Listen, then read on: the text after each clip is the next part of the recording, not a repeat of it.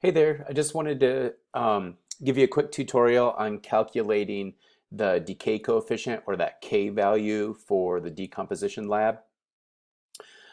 So what I've done here is I've created a spreadsheet with some made up numbers, which should be similar to the data you might have.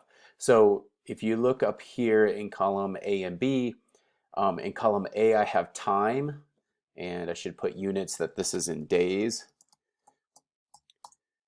And so again, this is made up data, so I'm just imagining I put leaves in a pot and I harvested a leaf at 30 days, another leaf at 60 days, and another leaf at 90 days.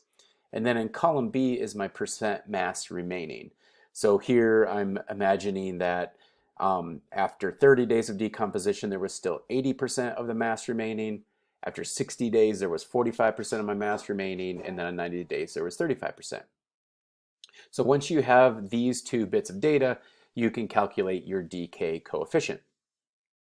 So in this top figure here, what I've plotted is just these raw values, time versus percent mass remaining. And we talked about this earlier in the semester, but this relationship is not linear, right? It's curvilinear, meaning decomposition is starting to slow down the longer those leaves are in the soil. And that's because the microbes are decomposing the most easily decomposable material first. After those materials are gone, then what's left is harder for those microbes to break down, and so it's a slower and slower process. So you can imagine at the very beginning, any sugars that were in that leaf are going to be decomposed. The cellulose, which is fairly easy to break down, gets decomposed. But later on, there's this lignin and other kind of more complex compounds that are harder for the microbes to break down. And so that's why we have this curvilinear relationship. Now, to calculate our decay coefficient, we could fit it a curvilinear equation to fit that line, but we could also do it by making that line more linear and then just calculating the slope of that linear line. So the way you do that is you calculate the natural log of your percent mass remaining. So I'm going to create a new column, which is just the natural log of that percent mass remaining. I'm going to do an equal sign, and then ln stands for natural log. If I put an opening parentheses and then click on that first cell in the percent mass remaining column, B2, and then put a closing parentheses, that's my natural log of 80%. Then I can just drag that down for all three of my leaves, and I have the natural log of the percent mass remaining. Now you can see, let me change the scaling of this axis so you can see all the data. So this bottom panel shows time in days on the x-axis versus the natural log or the percent mass remaining. Now it's not perfect, right? It's still a little bit curvilinear, but it's more linear than this initial relationship. So now what I can do is fit a linear line through here, and the slope of that linear line is the decay coefficient, so that K value. So there's two ways you can get that number. The first way is if you select the data